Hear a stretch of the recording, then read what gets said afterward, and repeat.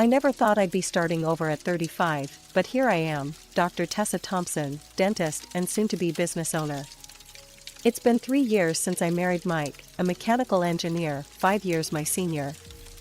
We live in my apartment. He says he left his to his ex-wife after their divorce. I don't know much about that part of his life, and I've never pushed.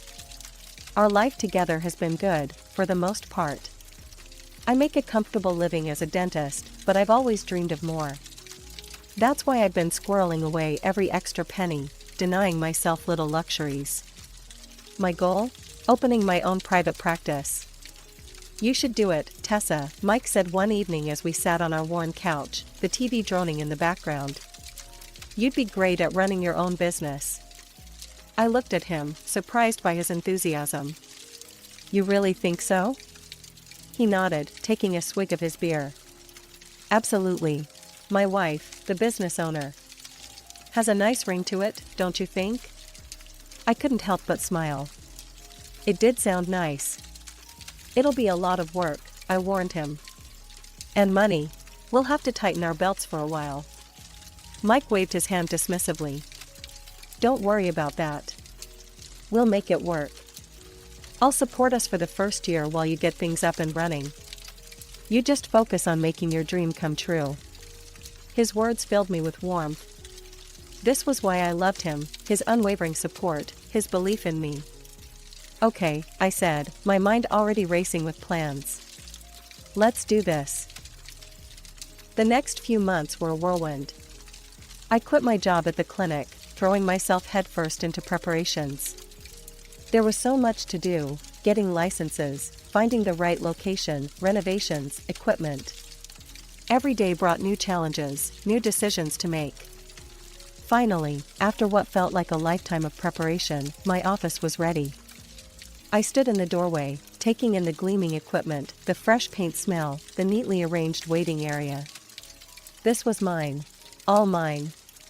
As I locked up that first night, a mix of excitement and terror churned in my stomach. Tomorrow, I'd open my doors to my first patients. I was on my own now, sink or swim. The first few months of running my own dental practice were a whirlwind. I worked 7 days a week, from dawn till dusk, barely stopping to eat or sleep.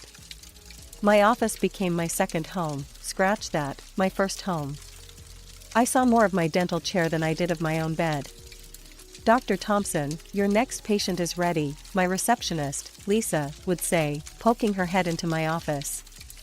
I'd nod, gulping down the last of my cold coffee. Thanks, Lisa. Send them in. And so it went, day after day. Fillings, crowns, root canals, I did it all. When I wasn't with patients, I was buried in paperwork, learning the ins and outs of running a business. It was exhausting, but exhilarating too. This was my dream, after all. Mike and I became like ships passing in the night. When I left for work, he was still asleep. When I got home, he was already in bed. We communicated through hastily scribbled notes and brief text messages. How's work? I texted one day, during a rare quiet moment. Fine, came the reply, hours later. I frowned at my phone. That was it? Just fine? But before I could dwell on it, Lisa was calling me for another patient, and thoughts of Mike were pushed to the back of my mind. Weeks turned into months. I was so focused on my practice that I barely noticed the changing seasons. Spring became summer, summer faded into fall. I was making progress, slowly but surely. My patient list was growing, and I was starting to see some regulars. You're doing great, Dr. Thompson, Mr. Johnson, one of my first patients, said during a checkup. This place is really coming along. I beamed at him. Thank you, Mr. Johnson. That means a lot. But for every high, there was a low. The stress was constant, the pressure immense. There were nights I'd come home and cry, wondering if I'd made a terrible mistake. But then I'd think of how far I'd come, how much I'd invested, and I'd pull myself together. I couldn't give up now. One particularly grueling day, I stumbled home well past midnight. The apartment was dark and quiet. I kicked off my shoes and collapsed onto the couch, too tired to make it to the bedroom. That's when my phone rang. I groaned, fumbling for it in the dark. Who could be calling at this hour? Tessa, is that you? It was Mike's mother, Ellen, her voice tight with worry. I sat up, suddenly alert. Yes, it's me. What's wrong? I've been trying to reach Mike all day, Ellen said. He's not answering his phone. I'm worried sick. There's been some kind of scandal at his work. My heart dropped. Scandal? What scandal? I'm sorry, I don't know anything about this, I said, my mind racing. I haven't really talked to Mike in a while. There was a pause on the other end of the line. Oh, Mike's mother said, her voice small. I see. Well, if you hear from him, please ask him to call me. Of course, I promised. I'll talk to him as soon as I can. After we hung up, I sat in the dark, my exhaustion forgotten. What was going on with Mike? How could there be a scandal at his work that I knew nothing about? I found Mike in our bedroom, sitting on the edge of the bed with his head in his hands. He looked up when I entered, his eyes red-rimmed and tired. We need to talk, I said, my voice sounding strangely calm, despite the turmoil inside me.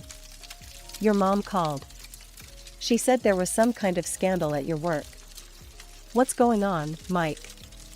He let out a long, shaky breath. I quit my job, Tessa. About a month ago. The words hit me like a physical blow. A month? You've been unemployed for a month and you didn't tell me? I didn't want to upset you, he said, his voice barely above a whisper. You've been so busy with the practice, I didn't want to add to your stress. I stood up, pacing the room as I tried to process this information. So what happened? Your mom mentioned a scandal. Mike ran a hand through his hair, a gesture I'd seen 1,000 times when he was uncomfortable. I had a fight with my boss. He was being unreasonable, demanding more and more overtime without compensation. I stood up to him, things got heated, and I walked out. My pride wouldn't let me stay. I wanted to yell, to shake him, to demand why he thought his pride was more important than our financial stability. But looking at him, slumped and defeated, I couldn't bring myself to do it. Instead, I sat back down beside him. What are you going to do now? I asked softly. Mike shrugged. I don't know. I think I might be suffering from burnout. I'd been thinking about seeing a psychologist, maybe taking a short break from work to figure things out. Part of me wanted to scream that we couldn't afford a break, that I was already working myself to the bone trying to keep my new practice afloat. But I swallowed those words. Mike needed support, not criticism.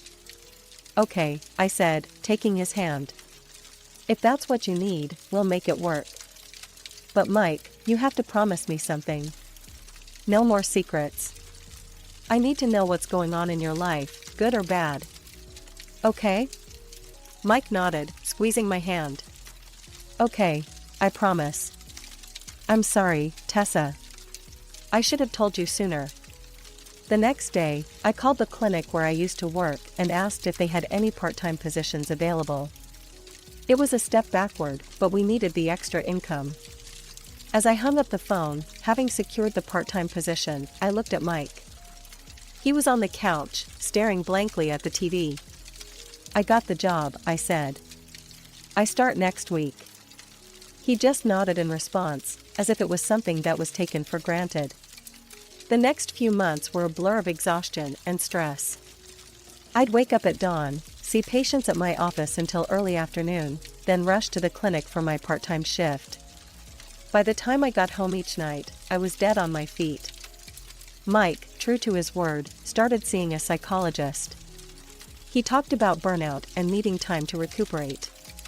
I tried to be supportive, but it was hard not to feel resentful as I watched him lounging on the couch while I worked myself to the bone. One evening, about 3 months after Mike had quit his job, I came home to find him in an unusually good mood. Tessa, he exclaimed as I trudged through the door. I've got great news. I got a job. It's with that engineering firm downtown. I start next week. Relief washed over me. Finally, things were looking up. That's wonderful, Mike, I said, managing a tired smile. We should celebrate. And celebrate we did. I splurged on a bottle of wine, and for the first time in months, we sat down to a meal together, talking and laughing like we used to. It felt good, like maybe we were getting back on track. But my relief was short-lived. A month into his new job, Mike came home fuming. I quit, he announced, throwing his briefcase onto the couch. I froze, the plate I was washing slipping from my hands and clattering into the sink. What? Why? The boss is a tyrant, Mike spat. He wants complete control over everything. I'm not some puppet he can order around. So what now? I asked when he finally paused for breath. He shrugged. I'll find something else. Something better. A job where they appreciate my skills and give me the freedom I deserve. I wanted to scream. To shake him and ask if he appreciated my skills, if he understood the freedom I'd given up to keep us afloat. But I didn't. I just nodded, turned back to the dishes, and tried to ignore the sinking feeling in my stomach. The weeks that followed were tense. Mike spent his days at home, supposedly job hunting, while I continued my grueling schedule. But more and more often, I'd come home to find him playing video games or watching TV. Any luck with the job search? I'd ask. Nothing suitable yet, he'd reply, not looking away from the screen. These companies just don't get it. I need something challenging, you know? With good pay and flexible hours. Then one day, Mike started talking about having children. Wouldn't it be great to have a little one running around, he said over breakfast.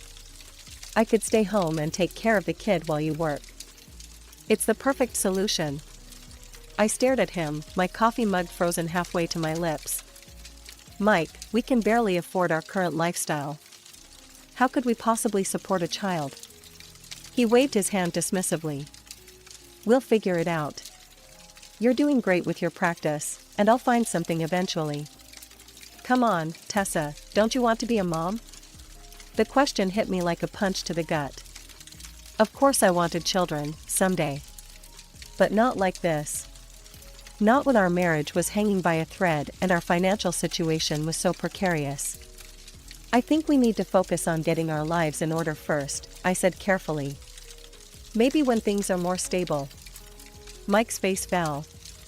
You just don't understand, he muttered. You're always so focused on work, you can't see what's really important. His words stung, but I didn't have the energy to argue. I just got up, rinsed my mug, and headed out to another long day of work. As the months dragged on, the tension in our household grew thicker. Mike's job search had become sporadic at best, and he spent more and more time immersed in his video games. I was exhausted, stressed, and increasingly resentful. One evening, I came home to find Mike excitedly setting up a new gaming console. What's this? I asked, my voice tight. He grinned, not noticing my tone. Just got the latest system. The graphics are incredible. I felt my temper flare. And how exactly did you pay for this? Mike's smile faltered. I took some money from our joint account. But don't worry, it's an investment in my hobby. Once I start working again, I'll pay it all back. The argument that followed was ugly.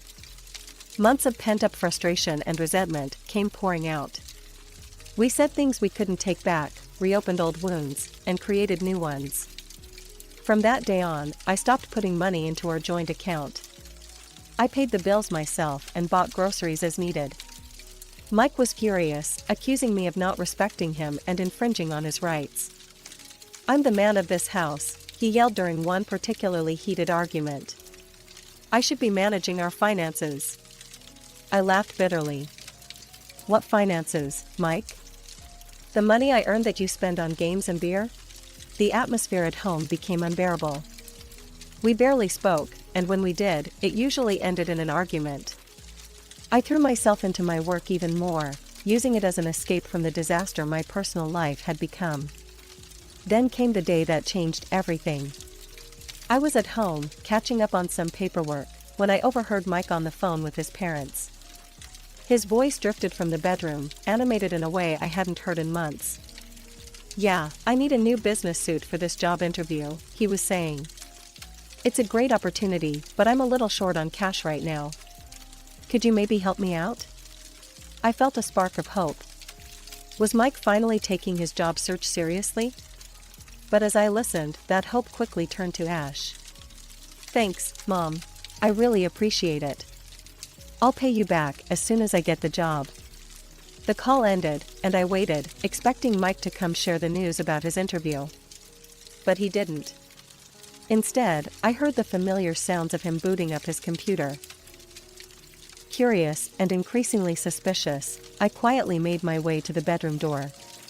What I saw made my blood run cold. Mike was online, not browsing job listings, but purchasing a new computer game and ordering a case of beer for delivery.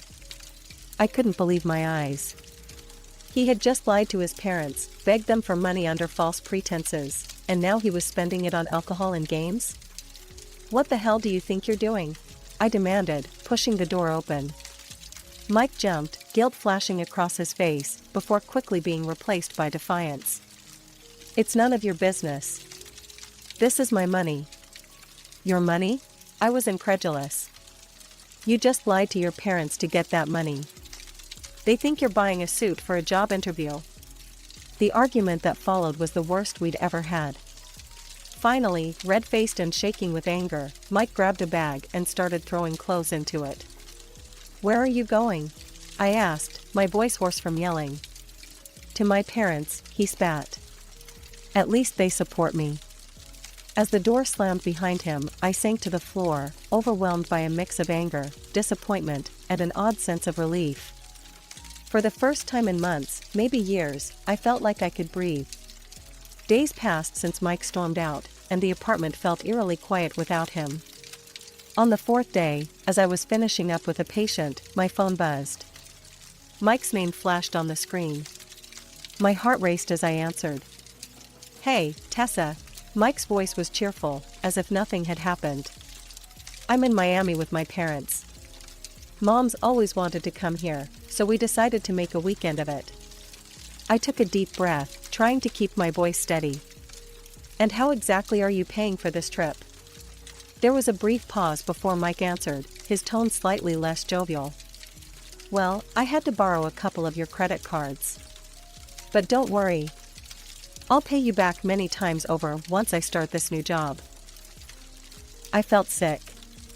"You took my credit cards without asking me?" "Come on, don't be like that," Mike said, his voice taking on that wheedling tone I'd grown to hate. "It's just for the weekend. I'll bring you back a nice shell from the beach, okay? Have a good weekend, honey." Before I could respond, he had hung up. In that moment, something inside me snapped. With shaking hands, I opened my banking app and blocked all my credit cards. Next, I called a locksmith. Within an hour, he was at my apartment, changing the locks. My final stop that day was a lawyer's office. I'd found her online, Sandra Patel, specializing in divorce law. "I want to file for divorce," I said, the words coming out easier than I'd expected. Sandra nodded, her expression compassionate but professional. "I understand, Dr. Thompson. We'll start the process right away. Can you tell me a bit more about your situation?" By the time I left her office, the divorce papers were being drawn up. As I stepped out onto the street, the late afternoon sun warming my face, I felt something I hadn't experienced in a long time: hope. The sun had long set when my phone rang again. Mike's name flashed on the screen, and I braced myself as I answered. "Tessa? Thank God you picked up." Mike's voice was frantic.